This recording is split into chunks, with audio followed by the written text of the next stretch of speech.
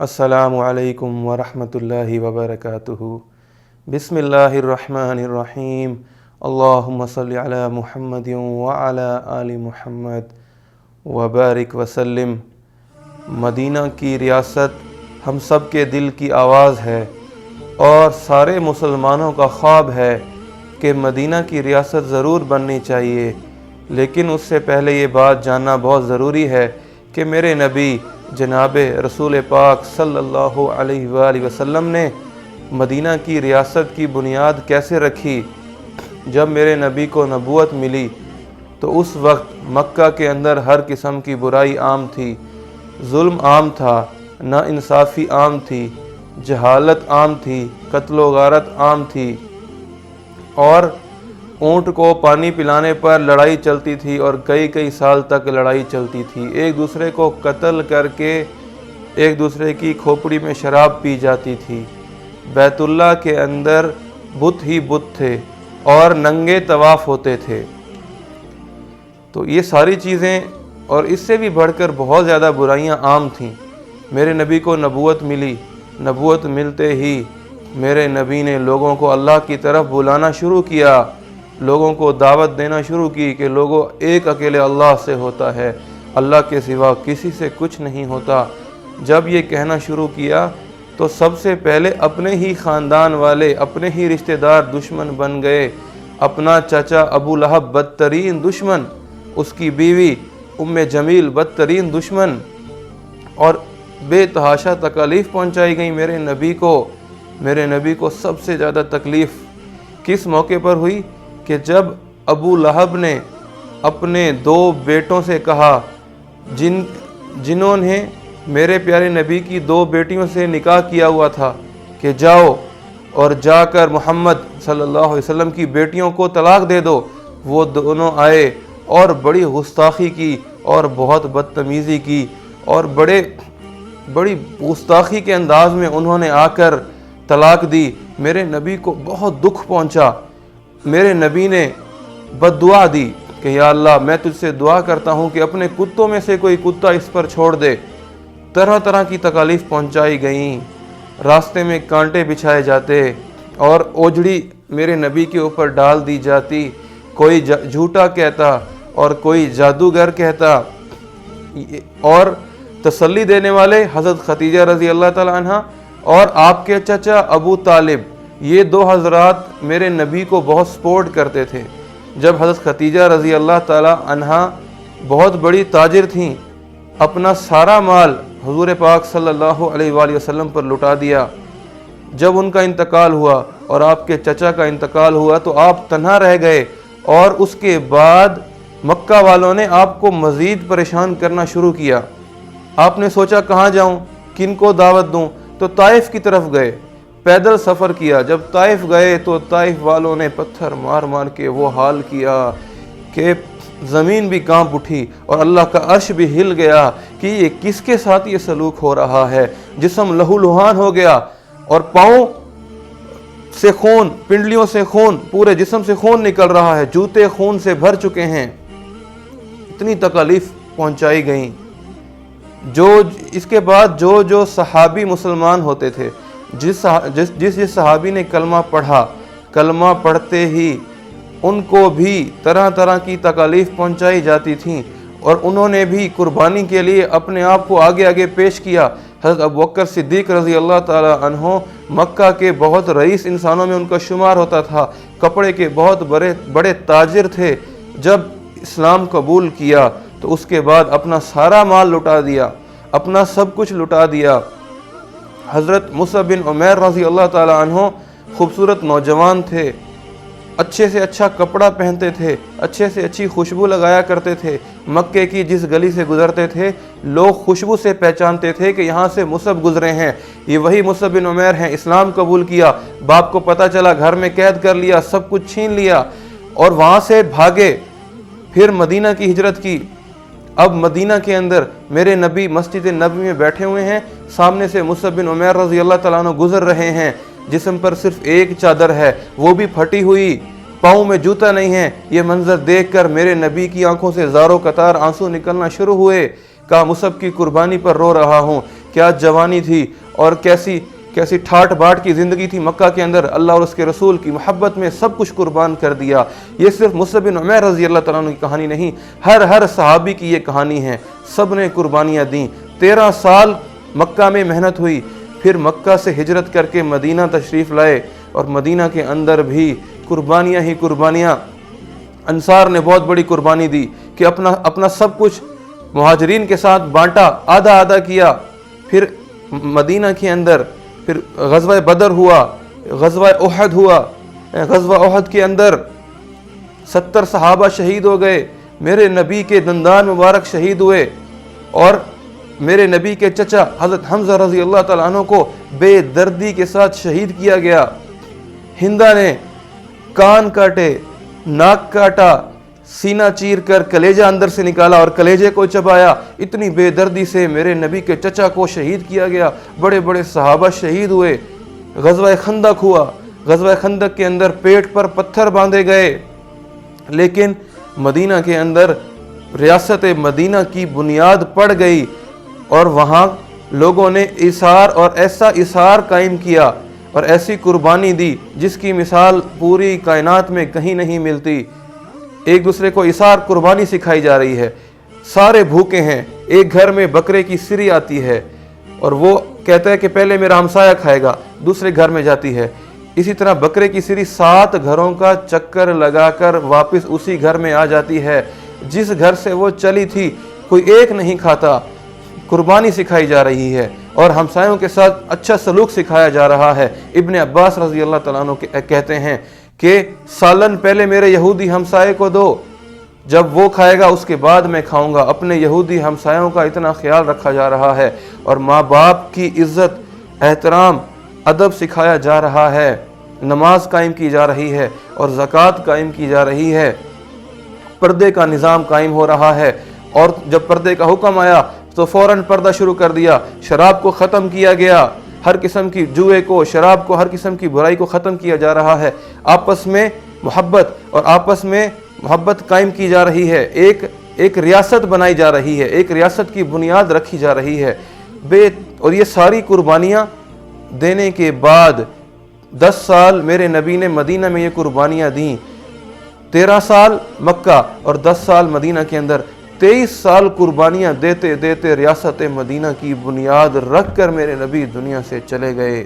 پھر حضرت ابوبکر صدیق رضی اللہ تعالیٰ عنہ تشریف لائے، اور 2.5 سال ان کا زمانہ ہے. اس کو جمایا حضرت ابوبکر صدیق رضی اللہ تعالیٰ عنہ نے، اور اس کی برکات اور اس کا نظام کھل کر حضرت عمر رضی اللہ تعالیٰ عنہ کے دور میں سامنے آیا.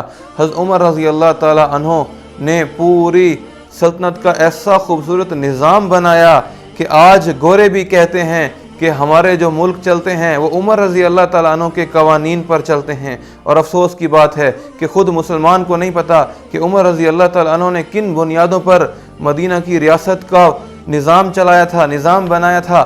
سب سے پہلے عمر رضی اللہ تعالیٰ عنہ نے صوبوں کا نظام بنایا، اور ضلعوں کا نظام بنایا، اور پولیس کا نظام بنایا، اور فوج کا نظام، اور عدالتوں کا نظام، اور وزارت خزانہ، اور چوکیاں بنائی گئیں، اور سڑکیں بنائیں، اور پل بنائے. سب سے پہلے مردم شماری حضرت عمر رضی اللہ تعالیٰ عنہ نے کروائی، اور نہری نظام بنایا گیا، اور وظیفے مقرر کیے گئے، اور زکوٰۃ کا نظام اور خراج کا نظام.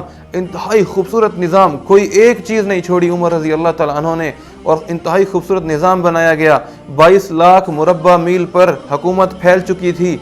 ہر علاقے کا ایک حاکم مقرر کیا، اور حاکم جو مقرر تھا اس کی خود بھی خبر لیتے، خود بھی اس کے پیچھے تحقیقات کرتے، عوام سے بھی اس کے بارے میں پوچھتے.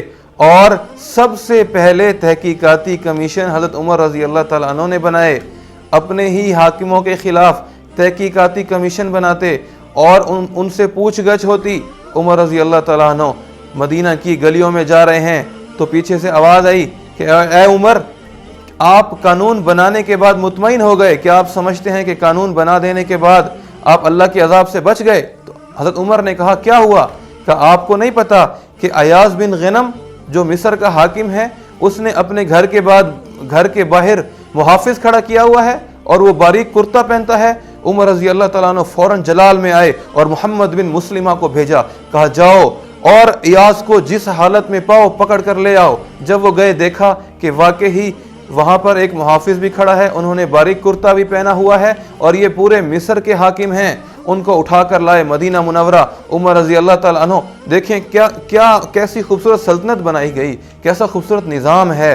कहा इसका बारीक कुर्ता उतारो और मोटा कुर्ता पहनाओ, और बकरियां लाई गईं, कहा जाओ जंगल में बकरियां चराओ। तो उनको ये बात गिरा गुजरी तो उमर रजी अल्लाह ताला अन्हु ने कहा, तुम्हें पता है तुम्हारे बाप का नाम गिनम क्यों था? कि वो बकरियां चराया करता था। तुम्हें बकरियां चराने में क्या आर महसूस होती है? उन्होंने फौरन तौबा की, फौरन माफ़ी मांगी, अमीरुल मोमिनीन आइंदा ऐसे नहीं करूँगा। अबू मूसा अशअरी रजी अल्लाह ताला अन्हु और इसी तरह बड़े बड़े सहाबा की तहकीकात उमर रजी अल्लाह ताला अन्हु खुद करते थे। अवाम की शिकायत का खुद हज़रत उमर रजी अल्लाह ताला अन्हु उस पर एक्शन खुद लिया करते थे। आप अंदाज़ा लगाएं कि एक शख्स भरी महफिल में खड़े होकर उमर रजी अल्लाह ताला अन्हु से कहता है कि उमर, माले गनीमत में जो कपड़ा मिला था वो तो बहुत छोटा था, आपने ये कुर्ता कहाँ से पहन लिया? आपने ये कुर्ता कैसे बना लिया? भरी महफिल में किससे सवाल हो रहा है? उमर रजी अल्लाह ताला अन्हु से, अमीरुल मोमिनीन से सवाल हो रहा है, जिनके बारे में मेरे नबी ने फरमाया मेरे बाद नबी होता तो उमर होता, जिनके बारे में मेरे नबी ने फरमाया जिस गली से उमर गुजरता है शैतान वहां से भाग जाता है।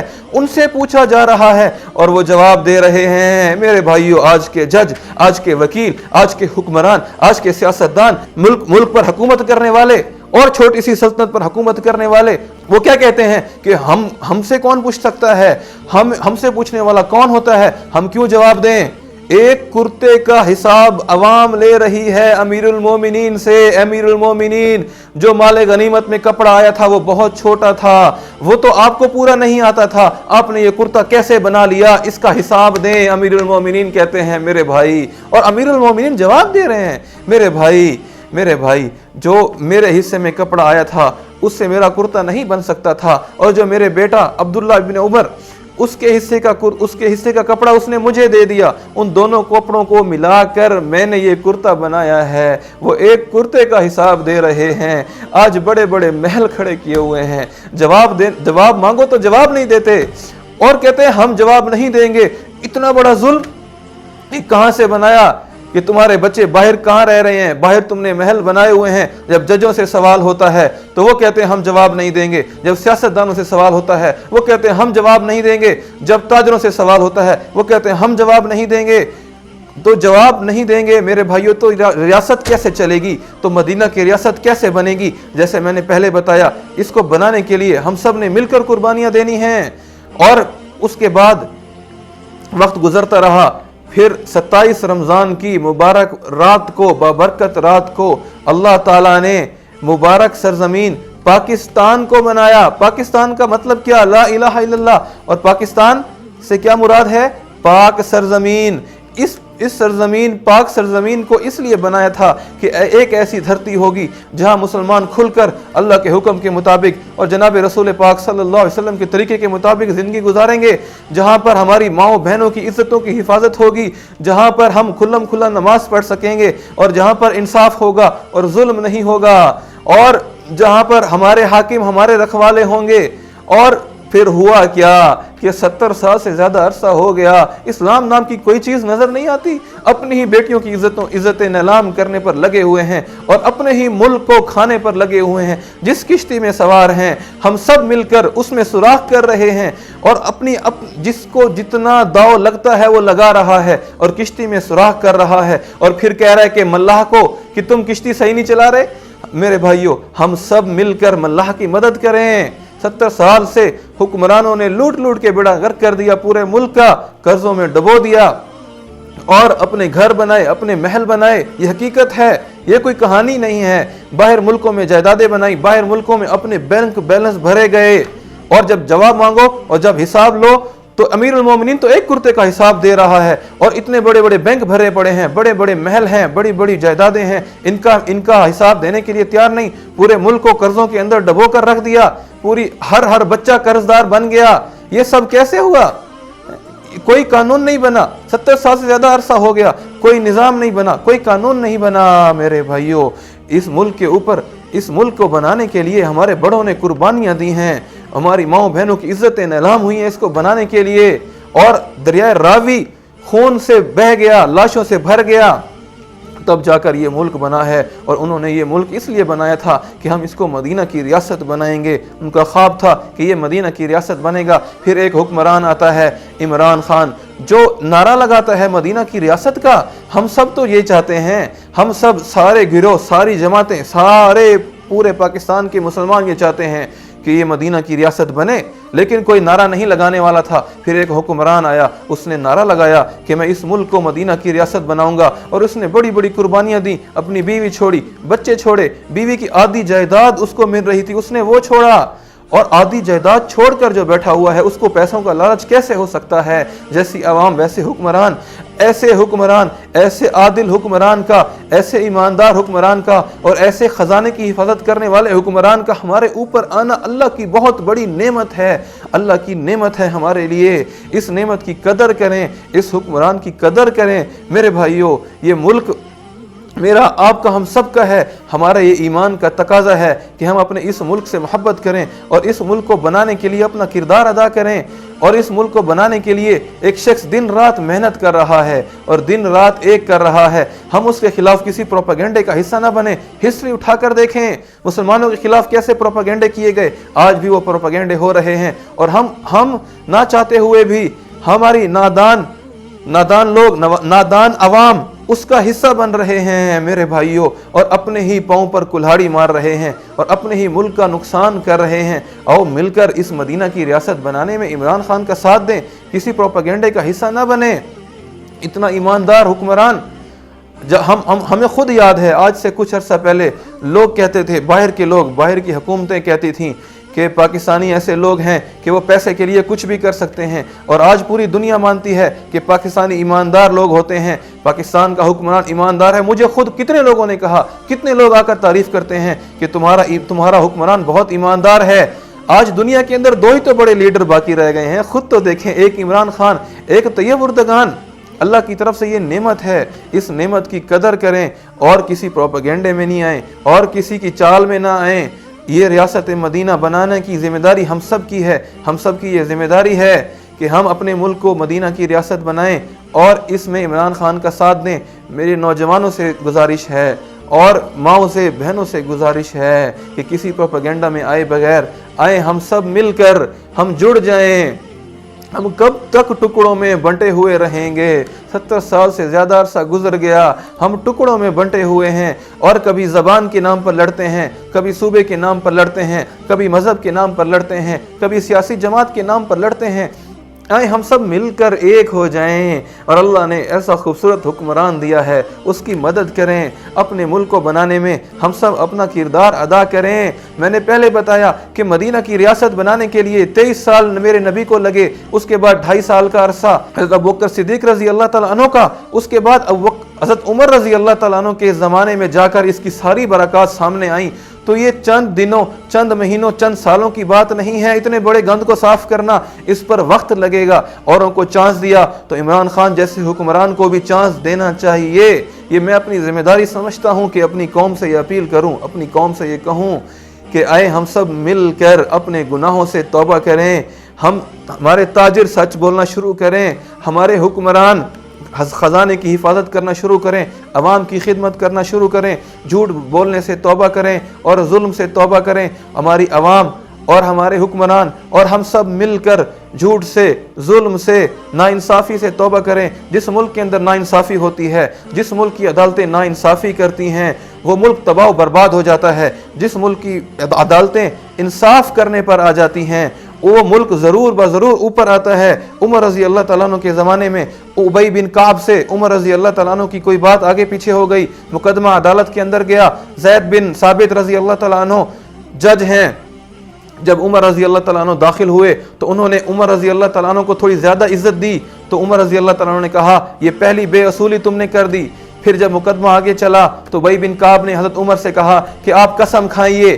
तो ज़ैद बिन साबित ने क्या कहा कि तुम अमीरुल मोमिनीन को कसम खाने पर मजबूर नहीं कर सकते। उमर रज़ी अल्लाह तआला अन्हु खड़े हो गए और कहा, ज़ैद तुम उस वक्त तक अच्छे काजी नहीं बन सकते जब तक तुम अमीरुल मोमिनीन को, जब तक तुम उमर को और एक आम इंसान को बराबर ना कर लो, बराबर नजरों से ना देखो और दोनों के साथ बराबर सलूक ना करो। ऐसा सलूक होता था। जब हमारी अदालतों में ऐसा सलूक होगा, जब हमारी अदालतें तो अमीरों की, मैं क्या लफ्ज़ इस्तेमाल करूं, मुझे शर्म आती है मेरे भाइयों, कि अमीरों को प्रोटेक्शन देने के लिए हमारी अदालतें रह गई हैं।